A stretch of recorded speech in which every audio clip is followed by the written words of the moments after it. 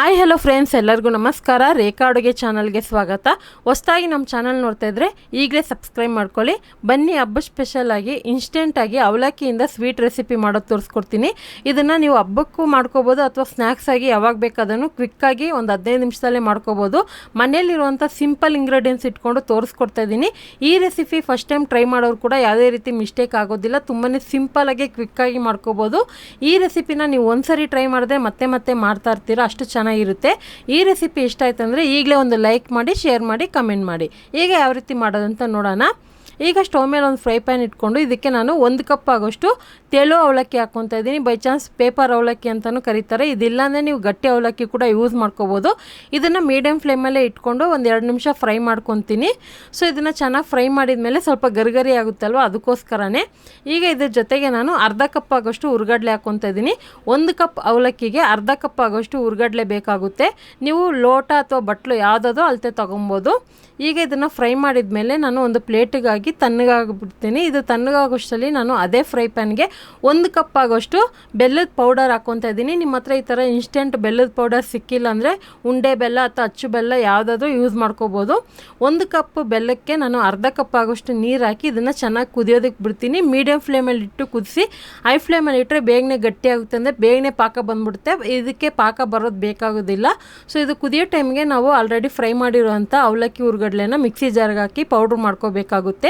ಈಗ ಮಿಕ್ಸಿ ಜಾರ್ಗೆ ಹಾಕ್ಕೊತಾ ಇದ್ದೀನಿ. ಇದನ್ನು ಚೆನ್ನಾಗಿ ಫ್ರೈ ಮಾಡಿದ ಮೇಲೆ ಇದ್ರ ಜೊತೆಗೆ ಇನ್ನೊಂದು ಇಂಗ್ರೀಡಿಯೆಂಟ್ಸ್ ಹಾಕ್ತೀನಿ. ಅದು ಹಾಕೋದ್ರಿಂದ ನಮಗೆ ಈ ಸ್ವೀಟ್ ರೆಸಿಪಿ ತುಂಬಾ ಟೇಸ್ಟ್ ಕೊಡುತ್ತೆ. ಅದೇನಪ್ಪ ಅಂದರೆ ಇದು. ಸೊ ಕಡಲೆ ಬೀಜನೂ ಒಂದು ಅರ್ಧ ಕಪ್ ಆಗೋಷ್ಟು ನಾನು ಫ್ರೈ ಮಾಡಿ ಸಿಪ್ಪೆಲ್ಲ ಸಪ್ರೇಟ್ ಮಾಡಿ ಹಾಕ್ಕೊತಾ ಇದ್ದೀನಿ. ಇದ್ರ ಜೊತೆಗೆ ಒಂದು 4 ಏಲಕ್ಕಿ ಸಹನೂ ಹಾಕ್ಕೊತಾ ಇದ್ದೀನಿ. ಹಾಕ್ಕೊಂಡು ಇದನ್ನು ಸ್ವಲ್ಪ ತರಿಯಾಗಿ ರುಬ್ಕೊಂಬರ್ತೀನಿ. ನುಣ್ಣಗೆ ಎಲ್ಲ ಸ್ವಲ್ಪ ರವೆ ಥರ ಇದನ್ನು ಸಾಕು. ಇವಾಗ ಪೌಡ್ರ್ ಮಾಡಿದಾಯಿತು. ತುಂಬಾ ಸೂಪರಾಗಿರುತ್ತೆ, ಕ್ವಿಕ್ಕಾಗಿರುತ್ತೆ. ಬಿಗಿನರ್ಸ್ಗಂತೂ ಯಾವುದೇ ರೀತಿ ಮಿಸ್ಟೇಕೇ ಆಗೋದಿಲ್ಲ, ಅಷ್ಟು ಚೆನ್ನಾಗಿರುತ್ತೆ. ಈಗ ನೋಡಿ, ಇದು ಬೆಲ್ಲನೂ ಕರಗಿದೆ, ಚೆನ್ನಾಗಿ ಕುದಿಯೋದಕ್ಕೆ ಸ್ಟಾರ್ಟ್ ಆಗಿದೆ.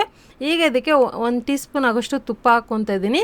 ಈ ತುಪ್ಪ ಹಾಕಿ ಒಂದು ಸಾರಿ ಮಿಕ್ಸ್ ಮಾಡ್ಕೊಳ್ಳೋಣ. ಬೇಕಂದರೆ ನಿಮ್ಮ ಹತ್ರ ಏಲಕ್ಕಿ ಪೌಡರ್ ಇದ್ದರೆ ಏಲಕ್ಕಿ ಪೌಡರ್ ಕೂಡ ಇದ್ರ ಜೊತೆಗೆ ಹಾಕೋಬೋದು. ಅಥವಾ ನಿಮ್ಗೇನಾದರೂ ನಟ್ಸ್ ಬೇಕಂದರೆ ಗೋಡಂಬಿ ದ್ರಾಕ್ಷಿನ ಚಿಕ್ಕದಾಗಿ ಕಟ್ ಮಾಡಿ ತುಪ್ಪದಲ್ಲಿ ಫ್ರೈ ಮಾಡಿ ಕೂಡ ಯೂಸ್ ಮಾಡ್ಕೋಬೋದು. ಸ್ಟವ್ನ ಲೋ ಫ್ಲೇಮಲ್ಲಿ ಇಟ್ಕೊಳ್ಳಿ. ಲೋ ಫ್ಲೇಮಲ್ಲಿ ಇಟ್ಕೊಂಡು ಇದನ್ನು ನಿಧಾನಕ್ಕೆ ಮಿಕ್ಸ್ ಮಾಡ್ಕೊಳ್ಳೋಣ. ಇವಾಗ ಇದು ಮಿಕ್ಸ್ ಮಾಡ್ತಾ ತೆಳ್ಳಗಿರುತ್ತಲ್ವ, ಇದು ಪೂರ್ತಿ ಗಟ್ಟಿಯಾಗಿ ಒಂದು ಚಪಾತಿ ಹಿಟ್ಟಿನ ಅದಕ್ಕೆ ಬರಬೇಕು. ಅಲ್ಲಿವರೆಗೂ ಮಿಕ್ಸ್ ಮಾಡ್ಕೊಳ್ಳಿ. ಸೊ ನಿಮಗೆ ಅದೇ ಕರೆಕ್ಟಾಗಿ ಗೊತ್ತಾಗುತ್ತೆ ನಿಮಗೆ. ಇವಾಗ ತೆಳ್ಳಗಿದೆ. ಇದೆಲ್ಲ ಚೆನ್ನಾಗಿ ಮಿಕ್ಸ್ ಆದಮೇಲೆ ಕಡಾಯಿಂದ ಸಪ್ರೇಟ್ ಆಗುತ್ತೆ. ಅಲ್ಲಿವರೆಗೂ ಇದನ್ನು ಲೋ ಫ್ಲೇಮಲ್ಲೇ ಇಟ್ಟು ಮಿಕ್ಸ್ ಮಾಡಿ, ಕೈ ಬಿಡ್ದಂಗೆ. ಸ್ವೀಟ್ ರೆಸಿಪಿ ಅಂತ ಬಂದಾಗ ನಾವು ಯಾವುದೇ ರೀತಿ ನಾವು ಸ್ಟೌವಿಂದ ದೂರ ಹೋಗೋಕ್ಕಾಗೋದಿಲ್ಲ. ಅಲ್ಲೇ ಇದ್ದು ಕರೆಕ್ಟಾಗಿ ಮಾಡಿದ್ರೇ ನಿಮಗೆ ಎಲ್ಲ ಥರ ರೆಸಿಪಿನೂ ಬರೋದು. ಸೊ ಇವಾಗ ನೋಡಿ, ಇದು ಚೆನ್ನಾಗಿ ಮಿಕ್ಸ್ ಮಾಡಿದ್ದಾಯಿತು. ಈಗ ನೋಡಿ, ಇದನ್ನು ನಾವು ಒಂದು 5 ನಿಮಿಷ ತಣ್ಣಗಾಕ್ಬಿಡ್ತೀನಿ. ತಣ್ಣಗಾದ್ಮೇಲೆ ನೀವು ಬೇಕಂದ್ರೆ ಇದನ್ನು ಒಂದು ಪ್ಲೇಟಲ್ಲಿ ತುಪ್ಪ ಹಚ್ಬಿಟ್ಟು ಬರ್ಫಿ ಥರನೂ ಕಟ್ ಮಾಡ್ಕೊಬೋದು. ನಾನಿಲ್ಲಿ ಒಂದು ಸ್ವಲ್ಪ ಡಿಫ್ರೆಂಟಾಗಿ ಸಿಲಿಂಡ್ರ್ ಶೇಪಲ್ಲಿ ಲಾಡು ಥರನೇ ಮಾಡ್ಕೊತೀನಿ. ರೌಂಡ್ ಶೇಪಲ್ಲೂ ಮಾಡ್ಕೋಬೋದು. ಅಥವಾ ನೀವು ಬೇಕಂದರೆ ನಾನು ಹೇಳಿದ್ನಲ್ಲ, ಒಂದು ಪ್ಲೇಟಲ್ಲಿ ಹರಡ್ಬಿಟ್ಟು ನೀವು ಲೇಯರ್ ಆಗಿ ಕೂಡ ಕಟ್ ಮಾಡ್ಕೋಬೋದು. ನಾನು ಈ ಥರ ತೋರಿಸ್ತಾ ಇದ್ದೀನಿ. ಫ್ರೈ ಮಾಡಿದ್ದಂಥ ಕಡಲೆ ಬೀಜನ ಇದ್ರ ಮೇಲೆ ಇಟ್ಕೊತೀನಿ. ಸೊ ನೋಡೋದಕ್ಕೂ ತುಂಬಾ ಡಿಫ್ರೆಂಟಾಗಿ ಸಖತ್ತಾಗಿರುತ್ತೆ. ಒಂದು ಹೆಲ್ತಿ ರೆಸಿಪಿ ಅಂತಲೇ ಹೇಳ್ಬೋದು. ಯಾಕಂದರೆ ಇದಕ್ಕೆ ನಾವು ಬೆಲ್ಲ, ಅವಲಕ್ಕಿ, ಕಡಲೆ ಬೀಜ, ಹುರ್ಗಡ್ಲೆ ಎಲ್ಲ ಹಾಕಿದ್ದೀರಿ. ಹಂಗಾಗಿ ನೀವು ಮಕ್ಕಳಿಗೆ ಕೂಡ ಸ್ನ್ಯಾಕ್ಸ್ ಆಗಿ ಮಾಡ್ಕೊಬಿಡೋದು. ಮತ್ತು ಹಬ್ಬದ ಟೈಮಲ್ಲಿ ನೀವು ಹಬ್ಬದ ದಿವಸನೇ ನೀವು 10 ನಿಮಿಷದಲ್ಲಿ ಮಾಡ್ಕೊಬೋದು. ತುಂಬಾ ಸುಲಭವಾಗಿರುತ್ತೆ. ಸೊ ಈ ರೆಸಿಪಿ ಬಂದು ಹೊಸದಾಗಿ ಮಾಡೋರು ಕೂಡ ಯಾವುದೇ ರೀತಿ ಮಿಸ್ಟೇಕ್ ಆಗೋದಿಲ್ಲ.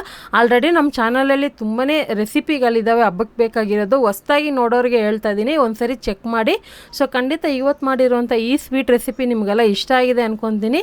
ಇದೇ ಥರ ಡಿಫ್ರೆಂಟ್ ರೆಸಿಪಿಗೋಸ್ಕರ ನಮ್ಮ ಚಾನಲ್ನ ನೋಡ್ತಾರೆ. ಫಸ್ಟ್ ಟೈಮ್ ಟ್ರೈ ಮಾಡೋರು ಸೊ ಯಾವ ಥರ ಬಂತು ಅಂತಲೂ ಕಮೆಂಟ್ ಮೂಲಕ ತಿಳಿಸಿ. ಹಾಗೆ ಈ ರೆಸಿಪಿನೂ ಟ್ರೈ ಮಾಡಿ. ಈ ರೆಸಿಪಿ ಇಷ್ಟ ಆಯ್ತಂದರೆ ಈಗಲೇ ಒಂದು ಲೈಕ್ ಮಾಡಿ. ಮತ್ತು ನಿಮ್ಗೆ ಯಾವ ಥರ ರೆಸಿಪಿಗಳು ಬೇಕಂತಲೂ ನಮಗೆ ಕಮೆಂಟಲ್ಲಿ ತಿಳಿಸಿ. ನೀವು ಕಮೆಂಟ್ ಮಾಡಿದಷ್ಟು ನಂಗೆ ತುಂಬಾ ಖುಷಿ ಆಗುತ್ತೆ. ನಾನು ಕಮೆಂಟು ಸ್ವಲ್ಪ ಲೇಟಾಗಿ ರೀಪ್ಲೈ ಕೊಡ್ತೀನಿ, ಯಾರು ಬೇಜಾರು ಮಾಡ್ಕೋಬೇಡಿ. ಈ ರೆಸಿಪಿ ನಿಮಗೆ ಇಷ್ಟ ಆಗಿದೆ, ರೇಖಾ ಅಡುಗೆ ಚಾನಲ್ನ ಸಬ್ಸ್ಕ್ರೈಬ್ ಮಾಡಿ. ಈ ವಿಡಿಯೋ ನೋಡಿದ್ದಕ್ಕಾಗಿ ಎಲ್ಲರಿಗೂ ಧನ್ಯವಾದಗಳು.